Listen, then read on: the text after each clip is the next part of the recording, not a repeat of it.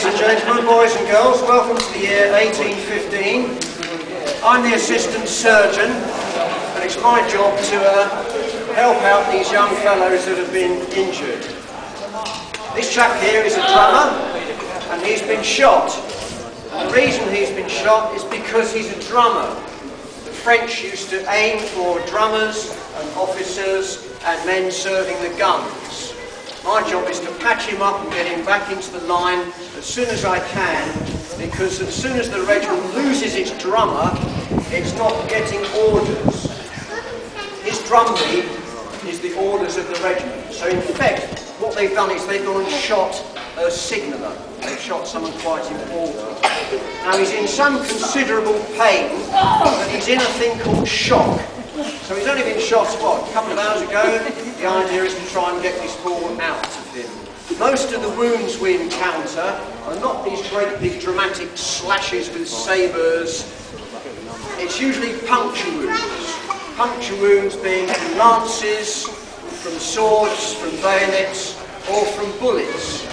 Now, if it was a puncture wound from a bayonet, it would be a fairly clean wound because the bayonet is pointed and the sword is pointed. If I can just get at this sword here. Okay. Now, a sword wound, the sword is sharpened on one edge only. If I was to stab someone, what I'd do is I would stab them with the sword pointed sideways because the ribs are horizontal.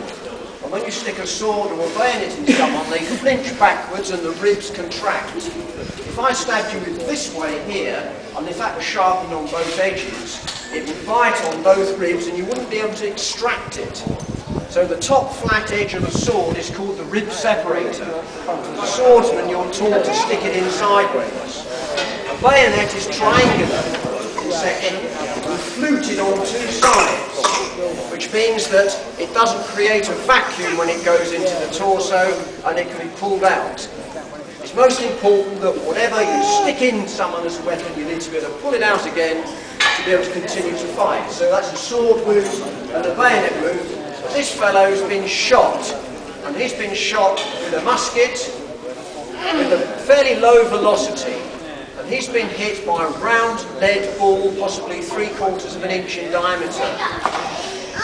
Now the ball that's hit him might be called a spent ball. In other words, it's hit something else before it's gone into him. It might have hit a gun barrel. It might have been shot from a long way away, so it's lost velocity. So if it's a low velocity spent ball, it will have punctured a round hole in him and taken in perhaps a piece of leather from a cross belt, certainly a bit of his tunic, and certainly a piece of his shirt. And I've got to find out now how deep that's gone in by poking my finger in the wound. Nowadays that would be called a digital examination. There's the digit, and you're going to see the examination in a moment. If I can't feel the bullet at the end of my finger, it will be left in here. Hope for the best. Quite often soldiers would pass a bullet through their system 2 months, a year afterwards. After I've taken my finger out of the wound, I will sniff it just to check that the contents of the bowel or the stomach haven't been compromised. If so, then I've got to sew up and cut him open. But at the moment, I'm just going to probe, find the bullet, and see if I can actually pull the thing out with a little pair of bullet forceps. So he's going to be in a lot of pain from actually probing about trying to find this. Perhaps if you could just sit him up a little bit. Yeah. What we've got in here, this is neat gin. This is alcohol, neat gin. And he's going to be in a lot of pain, he's going to scream, it's going to be unpleasant for everybody. But a bit of neat gin, just hold his head up a bit there. A bit of neat gin just helps calm the nerves. You know, that's better already, I'm seeing now. So I've just had some neat gin, but it's going to be very painful for you. Actually, when I think about it, there's not a lot of point in even doing this because his shirt is so filthy that it's going to be taken into his bloodstream and he will die of a thing called septicemia. Most soldiers died of septicemia, which is another word for what?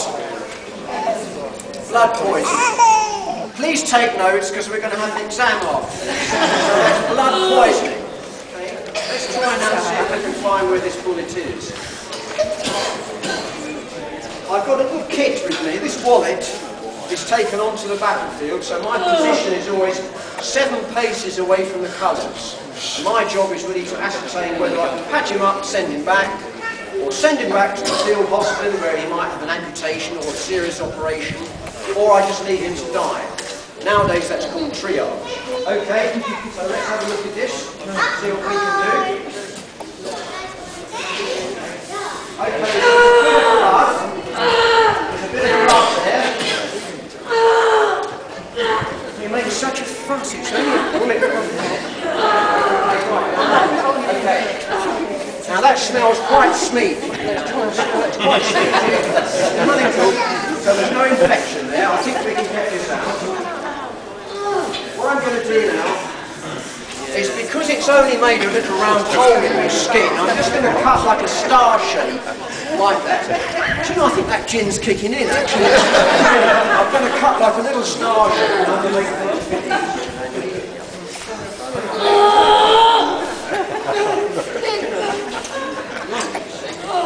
Okay,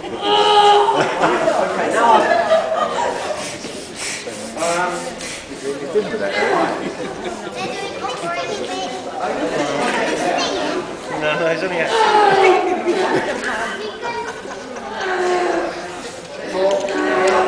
there it is. There it is. Now, okay. What we're going to do, I can tell from this ball. We can pass that round. Have a little look at it. Pass it round. If you look at that ball, it's got a flat edge to it. So in other words, that's hit something else before it's hit in. It wasn't too deep. We can sew him up, hopefully he will survive. Now if you look at that ball, I can tell that that is a French ball. The reason I can tell it's a French ball, an English ball is 0.75 in diameter, the calibre. It's a very large ball, it does a lot of damage. The French ball, I mean, medical men have known this for years, French balls are slightly smaller than English balls. It does mean that our soldiers can use their ammunition, but their soldiers can't use our ammunition. So it's a slightly smaller ball, but very, very accurate. Their muskets are very accurate. Yeah? So that's the French ball. We've dug it out, and now we're going to sew him up. Now, what I'm going to do now is this needle here, this needle we use for sewing up and a little ligature. How many stitches shall I use? How many? 1, 2, 2 stitches. Okay, 2 stitches. That's good. A lot actually. No, 2 stitches. So we're going to do a couple of stitches. 2 stitches.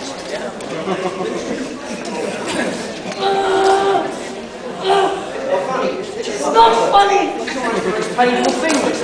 You're telling me! You'll be alright in a minute. There we go. All done. Right, that's you stitched up. Now, what I'm going to do is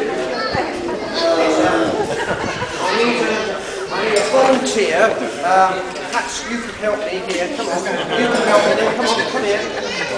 I want you to hold this needle nice and tight. You better do a good job! You hold that tight.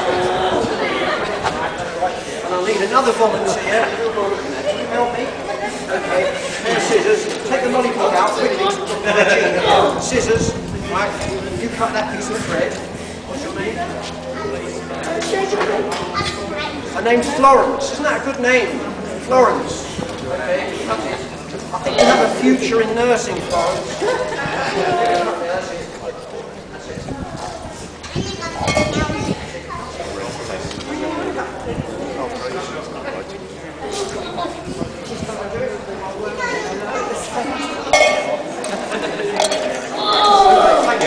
Okay, give me a round of applause for our 2 volunteers. Thank you very much.